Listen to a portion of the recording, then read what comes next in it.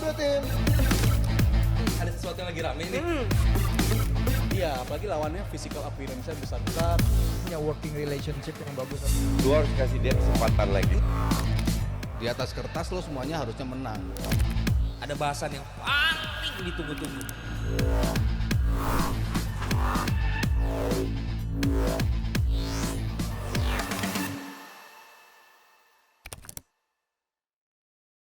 Selamat malam JM Team. Hari ini Nesa Novika menyapa langsung kalian dari Studio Pancor. Setelah sebelumnya minggu lalu kita live terakhir dari Bali ya. Sekarang kita balik lagi ke studio tercinta kita. Nah JM Team jangan lupa nyawer karena dengan minimal Rp25.000 nanti kita akan baca-bacain komen kalian atau pertanyaan kalian. Dan juga itu artinya kalian ikut mensupport kelangsungan hidup dari JMT. Dari ini ya anak-anak kru semuanya dari Jebret Media. Nah karena Jebret Tim, hari ini gue mau kasih tahu juga Chelsea bukan hanya tim yang terbaik di London namun juga terbaik di dunia karena dia udah namatin semua piala setelah semalam melengkapi gelarnya dengan FIFA Club World Cup. Ada Enzo Fernandez juga yang memenangkan semua final internasional dan kontinental sepanjang karirnya dan juga jadi win rate si juara dunia di Chelsea dan Argentina ini 100%. Masih ada yang meragukan kapasitas si biru musim depan mungkin? Jelas nggak ada ya, Nes. Karena kalau kita lihat juga sebelum Januari Chelsea sempat menjadi pesaing terdekat dari Liverpool untuk bisa meraih title, bersaing dengan Man City juga gitu kan. Dan ada blip dari timnya dan juga dari Cole Palmer, bahkan 18 matches dia nggak bisa golin di Premier League itu menjadi kendala. Dan ini akhirnya menjadi masalah buat Chelsea untuk konsisten di paruh kedua dari musim Premier League. Tapi kita lihat juga bagaimana seriusnya Chelsea menjadi contender, juga diikuti oleh tetangganya yang serius banget nih di transfer window. Arsenal yang berambisi untuk juga di musim mendatang akhirnya bisa meraih title atau justru kesulitan lagi karena sudah ada pemain depan yang diincar begitu lama. Ini saganya agak memanjang, tapi akhirnya Gyökeres sudah sepertinya akan menjadi bagian dari squad Arsenal untuk memperkuat lini serang mereka di musim mendatang. Sabto dan juga Rizal akan berpendapat tentang signing dari Arsenal. Ini ada yang komen hari ini bukan lagi London is blue tapi world is blue. Udah tahu. Tapi itu berpengaruh ya? Ada impact yang signifikan kah menjadi juara dari Club World Cup? Jadi Maga. Jadi tinggi. Maga World Cup. Nyampe udah nyampe nih. Apa dulu nih? Gini dulu kita ya. Cole Palmernya bingung kemarin disalamin sama Donald Trump, dia juga nggak tahu itu siapa, Trump juga nggak tahu dia siapa. Saling kenal gitu. Iya, dan yang gue bingung juga udah selebrasi dia, Trump masih ada aja di tengah stage yang ngapain. Halftime show-nya juga apa-apaan. Apa sih? Kembali ke tadi Gyökeres Arsenal yang punya mungkin satu pemain depan yang diharapkan sebenarnya udah datang dari transfer window di Januari musim lalu. Dari 3 tahun lalu sih kayaknya. Dari belum apa-apa. Kan kita selalu bicara Arsenal what if terus kan. Kayaknya 3 musim ke belakang tuh kan kita bicara seandainya mereka punya striker, apa yang bisa mereka lakukan secara optimal gitu kan. Selalu kita bicara tim yang punya banyak peluang, create chance-nya selalu banyak, tapi nggak punya eksekutor di dalam kotak penalti. Itu kan selalu menjadi masalah dari Arsenal. Game plan mereka one of the best di Premier League.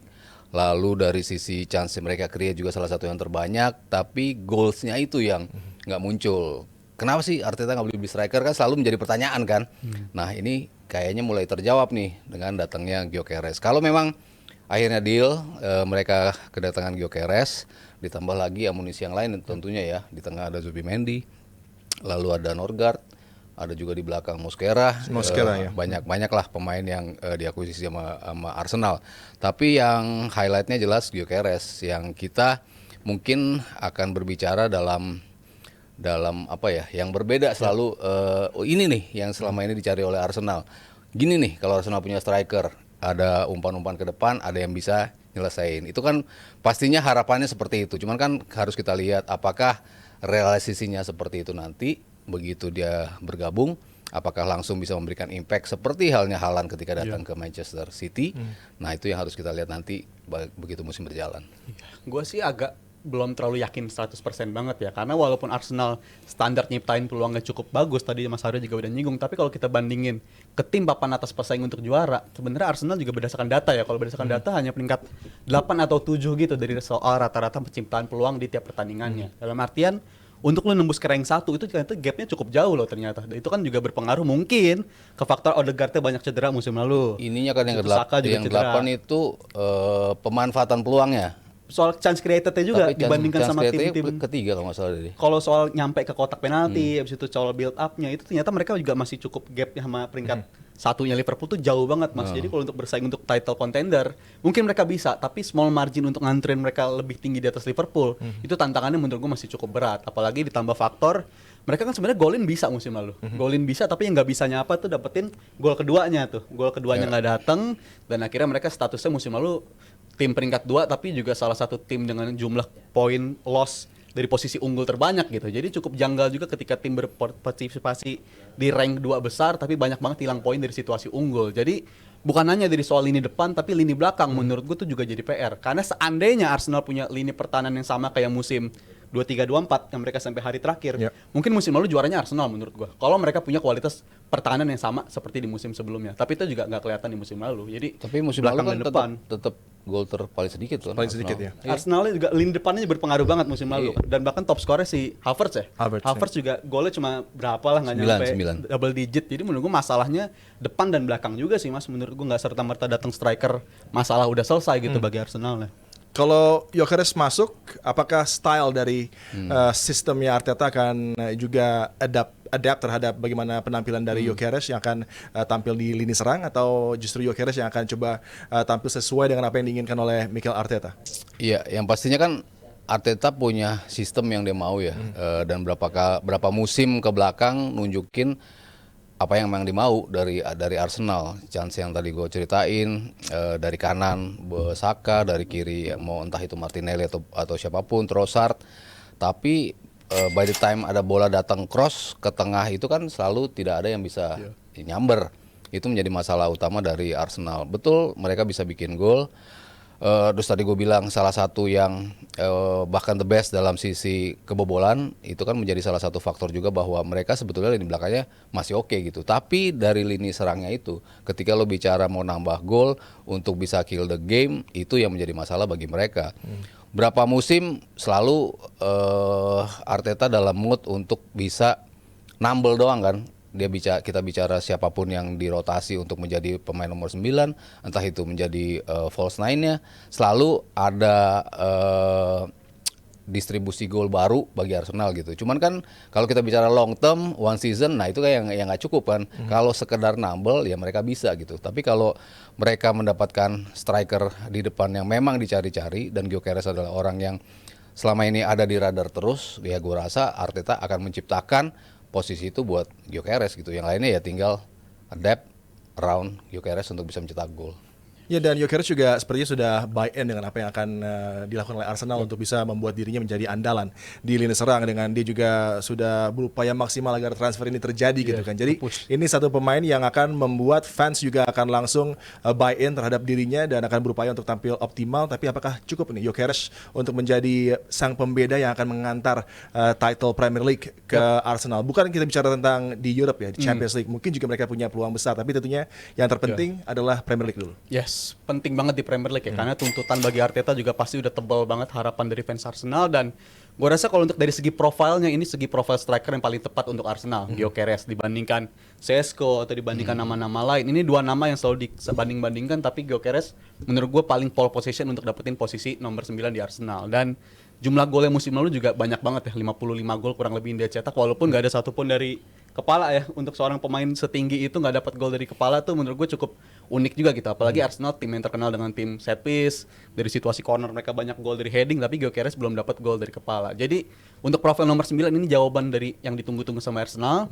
Dan menurut gue trofi itu harus garansi bagi Arteta musim depan. Kalau nggak dapat satu trofi pun, menurut gue pressure-nya udah terlalu besar buat dia, dan kayaknya udah habis kesabaran juga sih bagi Arsenal. Dan juga dari faktor Gyökeresnya, faktor pengalaman dia pernah gagal di Inggris malah gue anggap itu salah satu kelebihan bagi dia loh. Dia pernah tahu rasanya main di Premier League sama Brighton ya. Dia pernah turun kasta bersama si Coventry, dan di Coventry dia lebih melejit dibandingkan di level Premier League. Gue rasa itu malah membantu bagi dia, karena kan banyak kisah Premier League reject di kesempatan keduanya malah sukses. Mo Salah, habis itu De Bruyne juga Premier League reject, habis itu balik ke Inggris ternyata performanya meningkat. Lukaku bagusan di Italia aja kalau itu. Kalau Gyökeres mungkin bisa ngikutin jejaknya si Salah. Premier League reject, sekolah dulu di luar, balik ke Inggris lagi, baru melejit. Semoga aja begitu. Pogba. Pogba kalau itu ya, gagal sih kalau itu sih. Nah, tadi kita bicara tentang Gyökeres yang sudah akan menjadi bagian dari lini serang Arsenal. Ini pemain yang sangat dinanti oleh para pendukung Arsenal dan hegemoninya luar biasa gitu kan. Terus di lapangan tengah ada Norgard, ada Zubimendi yang juga udah datang, Mosquera akan datang di pertahanan. Tapi ada satu pemain yang menurut gue cukup aneh, ada penolakan di awal ya. No to Madueke, hashtagnya cukup menggelora. Padahal ini pemain two-footed, dia bisa main di both flanks. Dan tadi kalau Rizal sempat menyentuh ball carry menuju kotak penalti, ini adalah pemain yang di Premier League top 5. Dan dari stats-statsnya sebenarnya sesuai dengan apa yang dibutuhkan oleh Mikel Arteta. Dan dengan dia juga akan masuk, ini juga akan menjadi amunisi yang begitu luar biasa. Dan akhirnya ada cover bagi Bukayo Saka di midfield dari Arsenal. Mungkin karena terlalu biru ya.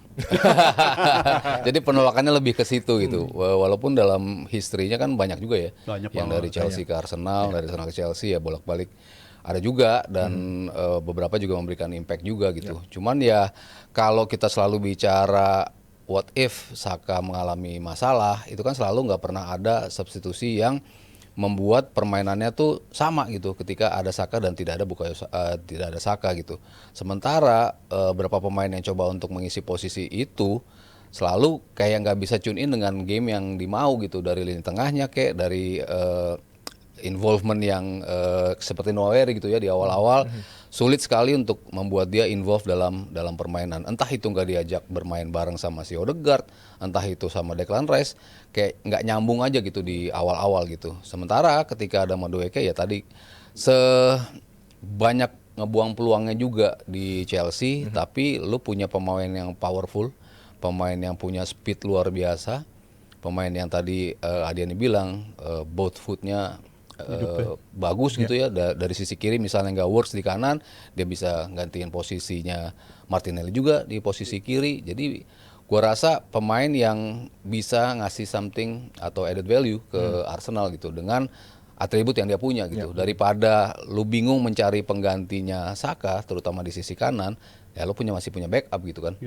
Dan di 2 musim terakhir kan Saka selalu punya reputasi cedera di periode November ketemu Desember tuh. Cederanya selalu yang ngabisin kurang lebih bisa 10 match, 12 match dia absen, dan menurut gue itu terlalu costly ya untuk tim seperti Arsenal yang bersaing terus di papan besar, papan 2 atas di Premier League. Kalau sampai kehilangan Bukayo Saka itu dampaknya parah banget. Dan menurut gue dengan hadirnya Madueke bisa menambal di sisi itu, walaupun gue bisa mengerti kenapa banyak fans Arsenal yang juga ragu-ragu ke dia gitu. Karena untuk backup harga 50 juta menurut gue tetap tinggi banget sih Mas ya. Tetap 50 juta itu tinggi banget harganya untuk pemain backup. Tapi gue rasa itu langkah yang ideal kalau emang bersaing mau di banyak kompetisi, multi kompetisi, dan nggak perlu khawatir nanti Nwaneri dapat jam main apa enggak nih. Karena Nwaneri juga punya potensi menurut gue jadi backupnya si Odegaard tuh. Karena beberapa kali nggak melulu dia jadi sayap, dia ternyata dicoba sebagai midfield juga bisa tampil bagus gitu. Jadi dengan hadirnya Madueke gue rasa ini ideal untuk jadi pelapis Bukayo Saka dan tanpa mengganggu menit bermain dari seorang Nwaneri. Jadi segala sesuatunya ideal bagi Arsenal. Yang satu-satunya gue agak ganjel ya 50 jutanya itu aja sih. Kalau dari profil menurut gue udah cocok banget, dan usia masih 23 tahun loh. Kadang kita lupa 23 tahun tuh mikirnya udah tua, padahal nih usia muda banget. Mungkin standar kita ngeliat Yamal, ngeliat Mbappe usia muda. Justru itu karena dia 23 tahun lalu Englishman ya memang harganya mau nggak mau price tag-nya pasti tinggi kan, dan 50 ya masih masuk akal lah ya. Apalagi datangnya dari Chelsea yang beli juga Arsenal, ya pasti di kisaran segitu kan. Ya mereka pernah ngeluarin buat PP 80. Terus yang ini justru lebih oke harapannya. Lebih oke lah hari ini. Ya, kita akan lihat line up yang akan menjadi pilihan untuk Mikel Arteta potentially untuk the start of the new season, dan ini menjadi line up yang tentunya masih akan ada tanda tanya dengan apakah Rodrigo akan bergabung juga atau enggak. Tapi dengan para pemain yang sudah masuk, ini juga ada statement of intent yang luar biasa. Sekarang covernya di multiple positions yang problematik sudah ada, dan kita lihat tadi bagaimana dari 80 shotsnya Noni Madueke di musim lalu, dia juga begitu impresif dengan kaki kiri dan kanan. Sangat berimbang, ada 80 shots yang ditawarkan, 48 dengan kaki kirinya, dia tampil di left flank juga, dan tadi ball carry 5 meter menuju kotak penalti lawan, joint top. Jadi memang ini pemain yang statsnya oke, dan kalau melihat line up ini, Sabtu apakah cukup dengan pembelajaran yang udah ada, dengan para pemain yang musim lalu sudah ada juga bagi tim ini untuk bisa menjadi juara?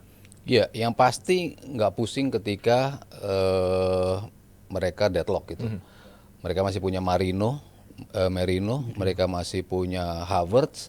Ini pemain-pemain yang worthy of starting lineup sebetulnya kan. Merino starting lineup juga pastinya oke. Di depan juga Havertz juga posisinya oke juga, sehingga ya selama ini kalau kita bicara Arsenal, kalau ada yang cedera pasti keganggu ritmenya kan. Siapapun yang mengalami cedera pasti bukan Arsenal yang ya kita tahu gitu, pasti ada masalah dengan sistem permainan mereka gitu. Cuman ketika pemain-pemain ini betul-betul bisa bergabung dan akan memberikan impact langsung, ya kita kan bicara Arsenal lagi-lagi menjadi front runner sih. Ya, nggak hanya finish runner up ya, karena gue yakin mereka mau lebih dari itu dan mungkin kalau musim depan runner up lagi udah dianggap gagal tuh bagi fans Arsenal karena standarnya udah bukan lagi untuk runner up, mereka mau lebih dari itu. Dan kalau sampai kedatangan Rodrigo sih menurut gue sangat ideal ya, karena gue sesuka-sukanya gue sama Martinelli, tapi gue tiap ngeliat Martinelli sangat bisa di-upgrade gitu, di posisi tersebut sangat bisa di-upgrade, dan gue ngeliat Rodrigo ya layak untuk diberi kesempatan lah, karena dia kayaknya nama pertama yang dipikiran Alonso untuk bisa disingkirkan itu kayaknya dia duluan tuh, ketimbang Vinicius, ketimbang Mbappe, ketimbang yang lain-lain. Kayak Rodrigo paling mungkin untuk cabut. Jadi menurut gue ini transfer yang sangat ideal, dan gue senengnya Arsenal sekarang musim ini ada sisi ruthless-nya ya, yang mana Tomiyasu udah bermusim-musim sebenarnya banyak cedera tapi dipertahanin, dan di musim ini akhirnya nggak ada kesempatan lagi buat dia. Menurut gue itu dibutuhkan kalau lu untuk bersaing sebagai juara, nggak ada lagi ruang untuk sentimental gitu, nggak ada lagi ruang karena dulu Tomiyasu ngebantu finish di runner up akhirnya lu pertahanin karena dulunya bagus, tapi nggak perlu ngelakuin itu, dan mereka bergerak maju ke depan dan ngasih kepercayaan ke pemain kayak Luis Skelly. Ternyata performanya diceburin sebagai posisi back kiri bisa bagus. Ini Arsenal ke langkah yang benar sih. Tapi lagi-lagi mau langkah yang benar kayak apapun kalau nggak juara, musim depan menurut gue gagal Arsenal. Trossard sama Martinelli di link dengan tim-tim lain. Bayern Munchen terlibat untuk bisa mendatangkan juga Trossard, kemudian juga Fenerbahce demikian. Martinelli punya banyak peminat termasuk Roshan Saudi League yang punya beberapa tim yang ingin mendatangkan Martinelli, dan juga ada percepatan dengan proses negosiasi dengan Crystal Palace karena Ebere Eze ini menjadi pemain yang sedang dalam pantauan lagi dari Arsenal. Kalau Arsenal dapat juga, maka ini sudah bukan statement of intent untuk bisa menjadi juara, tapi adalah hot favorites ya untuk bisa menjadi kampiun, mungkin menggeser Liverpool, walaupun Liverpool juga bergerak luar biasa di bursa transfer. Jadi akan semakin menarik persaingan di antara tim-tim papan atas yang bersiap luar biasa untuk Premier League di musim mendatang. Oke, ini udah ada beberapa saweran dari JM Team. Yang pertama dari Mayun, Rp50.000. Pendapat tentang transfer Inter dong? Mas Sabto mungkin Siapa Inter? Belum ada pergerakan. Emang udah ada pergerakan? Belum ada ya? Gue malah khawatirnya bukan pergerakan transfer, tapi konflik internal yang mereka hadapi gitu. Karena bisa-bisanya lu di press conference kapten lu bilang, udah lu kalau mau cabut aja lah. Itu menurut gue nggak ideal sih untuk tim yang menghadapi itu. Dan jujur gue khawatir akan Inter di musim depan, karena profil pelatihnya pun gue rasa bukan profil yang tepat untuk ngelanjutin kejayaan Inter bersama si Inzaghi gitu. Jadi gue cukup khawatir, dan sampai sekarang kayak belum ada info dia ngedeketin siapa-siapa sih kayaknya Inter itu. Setuju Mas? Iya, gue belum ada dengar berita mereka deketin siapa sih. Calha mau keluar, itu doang sih. Next dari Cold Palmer, Rp25.000. CWC itu artinya Chelsea World Champion. Iya betul. Boleh bisa. Setuju. Dari Rizky Mubarok, Rp25.000. Saya fans Chelsea, kagum dengan Maresca mainkan James di tengah. Kukurela ngantongin Hakimi, Caloba ngantongin Dembele, 3-0 untuk Koci. Bersenang-senang deh. Okay. Dari seseorang, Rp25.000. Mana nih Coach Justin? Hahaha, si paling Arsenal, pundak West London berat nih. London. Ada lagi? Halo Jomblo Tim. Ada sesuatu yang lagi rame nih. Iya, apalagi lawannya physical appearance-nya besar-besar, punya working relationship yang bagus. Lu harus kasih dia kesempatan lagi. Di atas kertas lo semuanya harusnya menang. Ada bahasan yang paling ditunggu-tunggu.